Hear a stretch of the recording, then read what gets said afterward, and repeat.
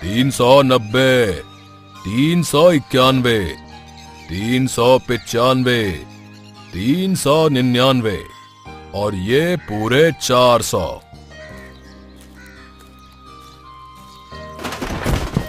ओहो पिताजी, मैंने आपसे कितनी बार कहा है कि जब भी आप व्यायाम करो तो अपने व्यायाम करने की चीजों को अपने पास रखा करो। ये हर वक्त मेरे रास्ते का कांटा बन जाती है। अबे गधे, तू नींद में है क्या? ये मेरी कोई व्यायाम करने की चीज नहीं है। ये एक बाल्टी है जिसमें पानी भरा जाता है, समझा? धत तेरे की। पिताजी, वो अंग्रेजी में क्या कहते हैं? हाँ, माय मिस्टेक, मुझसे गलती हो गई। वो क्या है ना, आज रात मैं ठीक से सो नहीं पाया, बस इसी कारण मुझे ये मनहूस बाल्टी दिखी नहीं। बाल्टी को दोष देने से कोई फायदा नहीं है। और तेरी ये हालत दिन पर दिन बिगड़ती कैसे जा रही है? एकदम सूखी लकड़ी की तरह हो गया है। कहीं तू नशा वगैरह तो नहीं करने लगा? अरे नहीं नहीं पिताजी, ये आप कैसी बातें कर रहे हैं? मैंने तो आज तक एक च्युइंगम भी नहीं खाया। नशा करना तो दूर की बात है। हाँ हाँ ठीक है, अब जाओ और जाकर राधे श्याम काका के यहाँ से 5 लीटर दूध लेकर आ। लेकिन पिताजी, 5 लीटर दूध का क्या आप अचार डालेंगे? नहीं बेटा, मैं उस 5 लीटर दूध को तुझे पेड़ पर उल्टा लटका कर पिलाऊंगा और वो सारा दूध तेरे पेट में जाने की बजाय तेरी खोपड़ी में चला जाएगा, जिससे तेरी खोपड़ी में थोड़ी अक्ल आ जाएगी। अरे पिताजी, आप भी ना सुबह सुबह काहे मजाक कर रहे हैं? तो बेटा, मजाक शुरू किसने किया था? तुझे पता नहीं क्या? मैं हर रोज 4 लीटर दूध पीता हूँ और बाकी का 1 लीटर दूध घर के काम चला जाता है। अब बिना कोई देर किए तू दूध लेने चला जा, वरना तेरे पिछवाड़े पर ऐसा घूंसा मारूंगा कि सीधा राधे श्याम काका के घर जाकर गिरेगा। अरे नहीं नहीं पिताजी, आपको कष्ट करने की कोई जरूरत नहीं है। मैं अभी राधे श्याम काका के घर से दूध लेकर आता हूँ।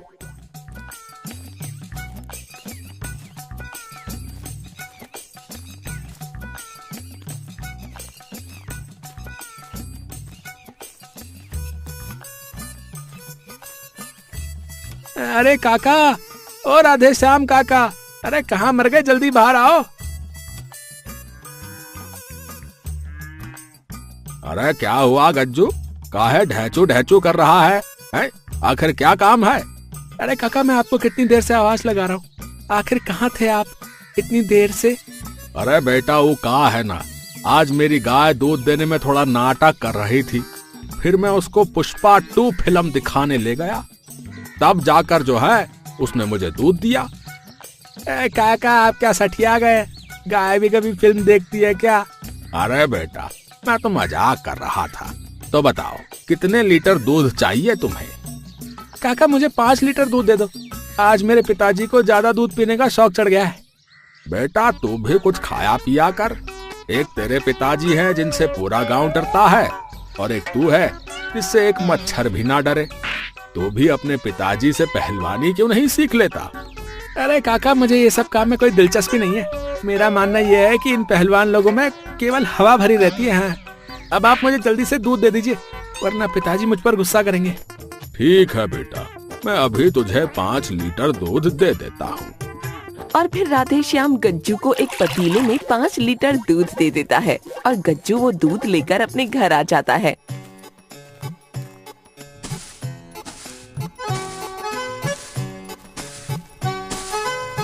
हाय राम, पूरे घर की झाड़ू लगाते लगाते मेरी तो कमर ही दर्द करने लगी।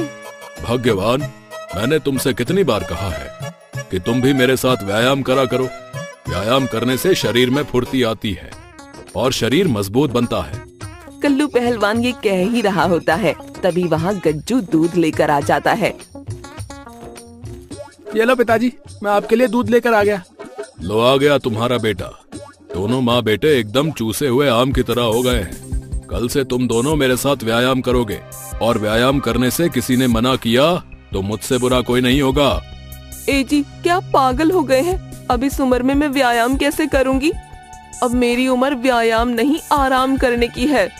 भाग्यवान, अभी तुम इतनी भी बूढ़ी नहीं हुई हो जितना कि तुम समझ रही हो। अगर तुम दोनों मेरे साथ व्यायाम करोगे तो बुढ़ापे में तुम दोनों को लाठी का सहारा लेना नहीं पड़ेगा, समझे? लेकिन पिताजी। लेकिन वेकिन कुछ नहीं। अब कल से तुम दोनों सुबह मेरे साथ जल्दी उठोगे, और आज से तुम दोनों का बाहर का खाना बंद। कल्लू पहलवान की ये बात सुनकर मंजू और गज्जू बहुत ज्यादा डर जाते हैं। हे भगवान, पता नहीं अब कल क्या होगा। हे भगवान, मुझे तो लगता है कल पिताजी हमारा कचुमरी बना डालेंगे।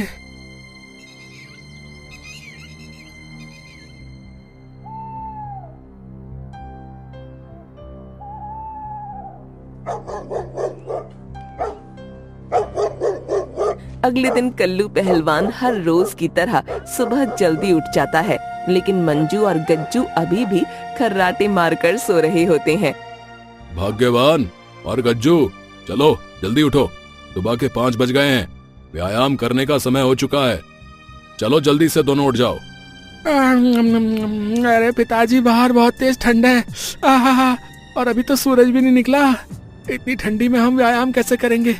थोड़ी देर और सो जाने दीजिए ना। हाँ जी, गज्जू सही कह रहा है, बाहर बहुत तेज ठंड है। अगर हम इतनी कड़ाके की ठंड में व्यायाम करने गए तो हमारे तो हाथ पैर ही जम जाएंगे। इतना कहकर मंजू और गज्जू फिर से सो जाते हैं। लगता है ये दोनों ऐसे नहीं मानेंगे, अब मुझे ही कुछ करना होगा। और फिर कल्लू पहलवान गज्जू का एक पैर पकड़कर उसे जमीन पर पटक देता है। अरे पिताजी, आपने क्या किया? मेरी तो कमर ही टूट गई। अब तो मैं ठीक से खड़ा भी नहीं हो पा रहा हूँ। ज्यादा नाटक मत कर, अब चल मेरे साथ। और भाग्यवान, तुम्हें क्या मुझे अलग से कहना पड़ेगा? अरे नहीं जी, मैं तो आपके पीछे ही आ रही थी। चलिए व्यायाम करने चलते हैं। कल्लू पहलवान की डर के मारे मंजू और गज्जू की सिट्टी पिट्टी गुल हो जाती है और वो उसके साथ चुपचाप व्यायाम करने के लिए चले जाते हैं। अरे पिताजी, जल्दी बताइए क्या करना है? बहुत तेज ठंड पड़ रही है। सबसे पहले तुम दोनों को 20-20 दंड बैठक लगाने होंगे। चलो जल्दी से 20-20 दंड बैठक लगाओ। ए जी, क्या आपका दिमाग खराब हो गया है? मैंने साड़ी पहन रखी है, साड़ी पहनकर मैं दंड बैठक कैसे लगाऊंगी? कोई बात नहीं, गज्जू दंड बैठक लगाएगा और तुम इस आंगन में 10 चक्कर लगाओगी, समझी? चलो अब शुरू हो जाओ। कल्लू पहलवान के ये कहने पर मंजू आंगन के चक्कर लगाने लगती है और गज्जू दंड बैठक लगाने लगता है। 1 2 3 4 5। हे भगवान, कहाँ फंस गई मैं? ये आदमी तो मुझे आज मार ही डालेगा।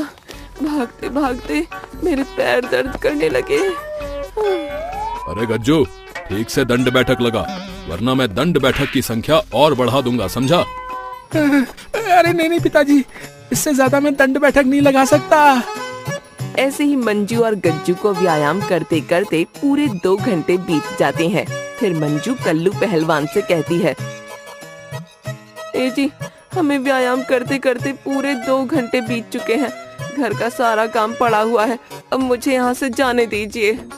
ठीक है भाग्यवान, तुम जाकर घर का काम करो।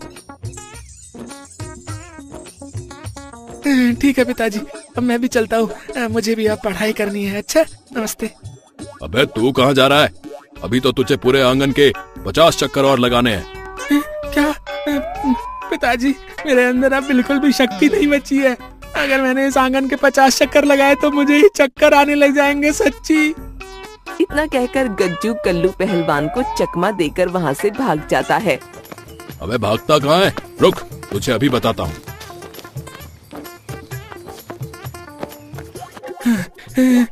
आज तो मैं बाल बच गया, वरना पिताजी तो आज मेरा कचुमरी बना देते। अरे यहाँ पर भीड़ क्यों लगी हुई है? कहीं हमारे गांव में मेला तो नहीं लग गया? अभी जाकर देखता हूँ। इतना कहकर गज्जू उस भीड़ के पास पहुँच जाता है।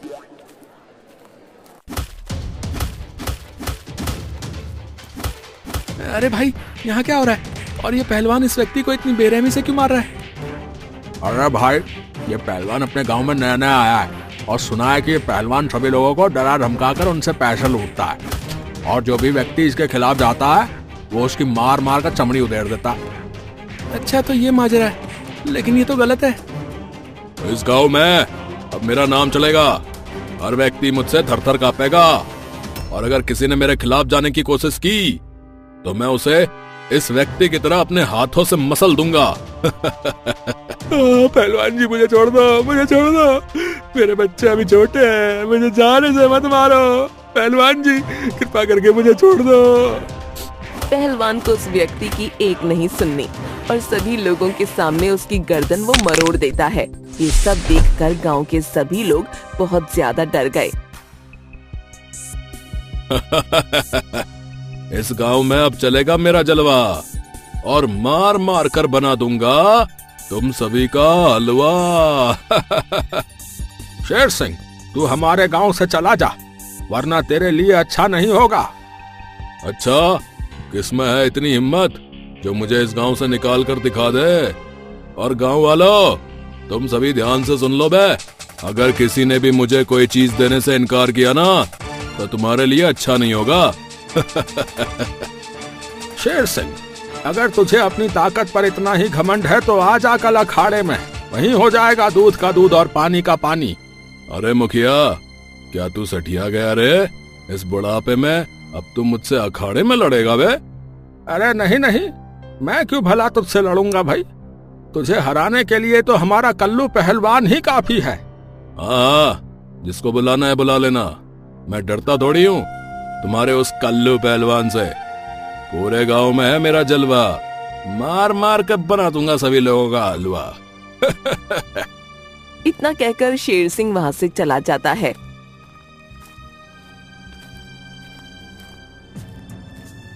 अरे गज्जू, तू यहाँ? अरे तेरे पिताजी कहाँ हैं? मुझे तेरे पिताजी से बहुत ही जरूरी बात करनी है। मुखिया जी, मैं जानता हूँ कि आपको पिताजी से क्या बात करनी है। बेटा, तू तो जानता ही है कि अभी यहाँ पर क्या हुआ है। उस शेर सिंह के बच्चे ने हमारे गांव के एक व्यक्ति को सभी लोगों के सामने जान से मार डाला और हम उसका कुछ नहीं बिगाड़ पाए। मुखिया जी, आपको चिंता करने की कोई जरूरत नहीं है, हम पिताजी के पास चलते हैं, अब वही इस समस्या का समाधान निकाल सकते हैं।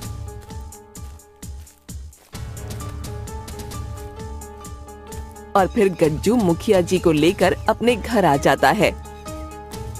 अरे मुखिया जी, आप यहाँ? और आपका चेहरा यूं उदास क्यों है? कहीं फिर से इस गज्जू ने कोई शैतानियां तो नहीं की? अरे नहीं नहीं बेटा, गज्जू ने कोई शैतानियां नहीं की, बात कुछ और है।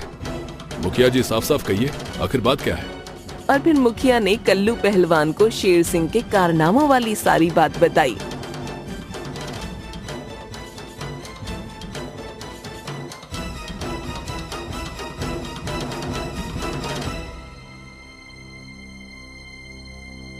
उस शेर सिंह की ये मजाल। मुखिया जी, कल आप अखाड़े की तैयारी कीजिए, मैं उस शेर सिंह को वहीं पर धूल चटा दूंगा। ठीक है बेटा, हमारे गांव की हिफाजत करना अब तुम्हारे हवाले है। तुम उस शेर सिंह की मार मार कर जो है चमड़ी उधेड़ देना। हाँ पिताजी, उस शेर सिंह के एक भी दांत नहीं बचना चाहिए। हाँ मुखिया जी, आप निश्चिंत होकर घर जाइए, मैं कल सब संभाल लूंगा। और फिर मुखिया अपने घर चला जाता है और कल्लू पहलवान कल के अखाड़े के लिए अपनी तैयारी करने लगता है। अगर कल उस शेर सिंह पहलवान को धूल न चटा दी तो मेरा नाम भी कल्लू पहलवान नहीं।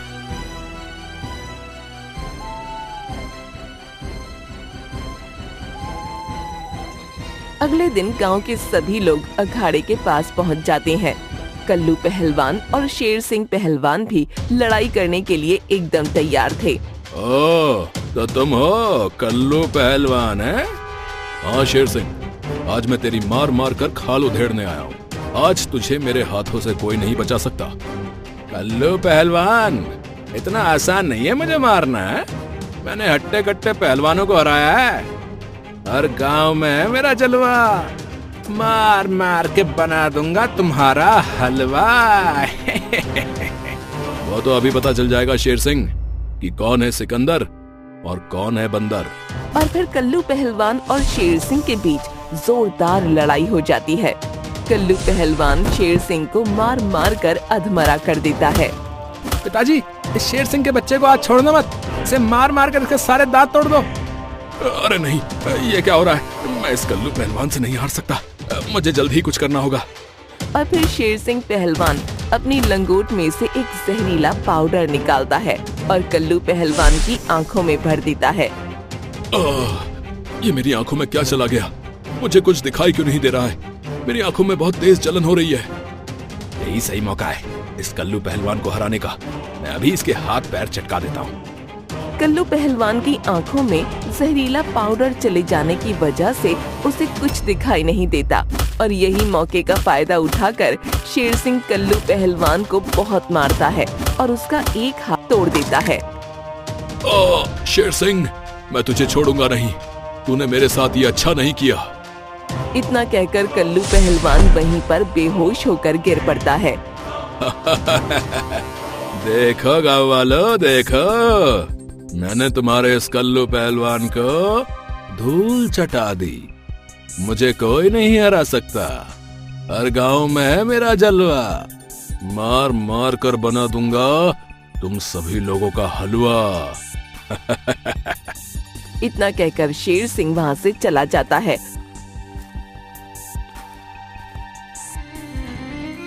ए जी, क्या हुआ आपको? आंखें खोलिए ना। गज्जू बेटा, हमें जल्द ही कल्लू को अस्पताल ले जाना होगा। और फिर मुखिया और गांव के कुछ लोग कल्लू पहलवान को अस्पताल ले जाते हैं।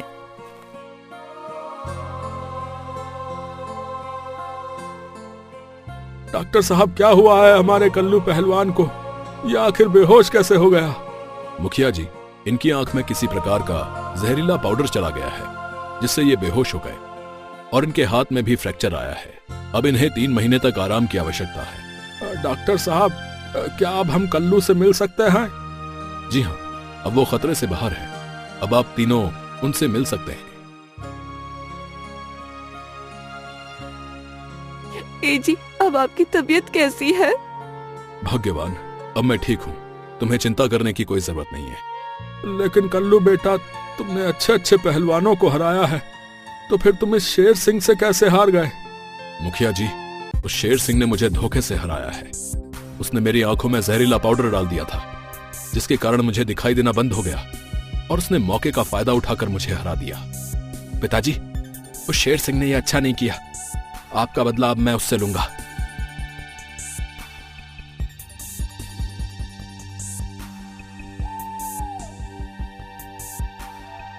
अगले दिन कल्लू पहलवान की अस्पताल से छुट्टी हो जाती है और वो अपने घर आ जाता है, लेकिन उसके हाथ में फ्रैक्चर था।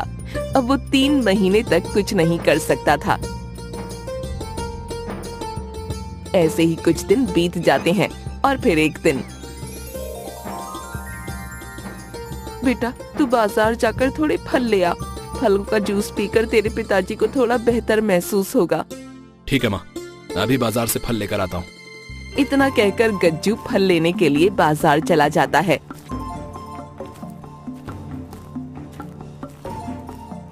तभी रास्ते से जाते वक्त गज्जू को शेर सिंह के घर से चिल्लाने की आवाज सुनाई देती है। अरे, ये शेर सिंह पहलवान के घर, ये शोर कैसा?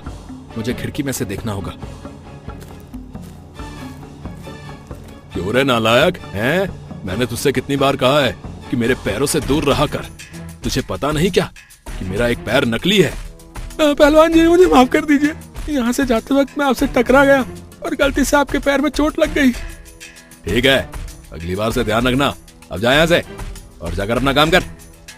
और फिर वो नौकर वहाँ से चला जाता है और शेर सिंह अपना एक नकली पैर ठीक करने लगता है। अरे बाप रे बाप, इस पहलवान का तो एक पैर नकली है। मुझे तो अपनी आंख पर विश्वास ही नहीं हो रहा।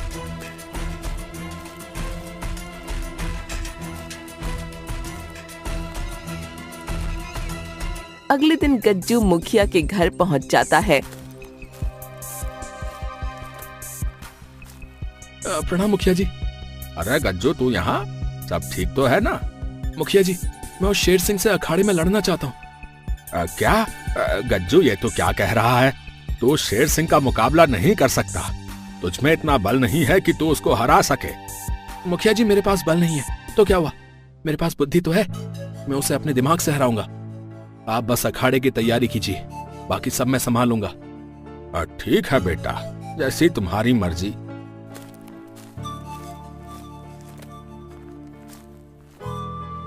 अगले दिन गज्जू के कहने पर मुखिया फिर से गांव में अखाड़े में कुश्ती की प्रतियोगिता करवाता है, जिसमें गांव के सभी लोग उपस्थित थे। अरे मुखिया, ये तूने किस सूखी हड्डी को मेरे सामने खड़ा कर दिया रे?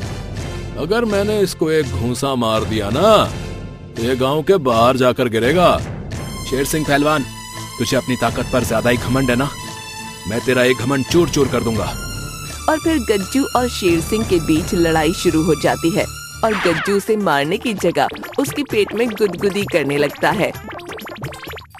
अरे गज्जू, मेरे पेट में गुदगुदी करना बंद कर, मुझे मुझे हंसी आ रही है। तभी गज्जू शेर सिंह पहलवान का नकली पैर तोड़ देता है और शेर सिंह पहलवान जमीन पर गिर जाता है। गज्जू, ये तूने अच्छा नहीं किया, मैं तुझे छोड़ूंगा नहीं। शेर सिंह, मुझे पता चल गया था कि तेरा एक पैर नकली है। मैंने तुझे खिड़की से छिपकर देख लिया था। तूने मेरे पिताजी का एक हाथ तोड़ा, मैंने तेरा एक पैर तोड़ दिया। अब हिसाब बराबर हो गया। चल अब सभी गांव वालों से माफी मांग, वरना हम सभी आज तुझे छोड़ेंगे नहीं। गांव वालों, मुझे माफ कर दो रे। मैंने तुम सभी पर जो अत्याचार किए हैं, उन सभी अत्याचारों के लिए मैं तुम सभी से माफी मांगता हूँ। मान गए गज्जू बेटा, आज तुमने ये सिद्ध कर दिया कि व्यक्ति में बल के साथ साथ बुद्धि होना भी बहुत आवश्यक है। गांव के सभी लोगों ने गज्जू का धन्यवाद किया और शेर सिंह को उसके किए हुए अत्याचारों की सजा मिल जाती है।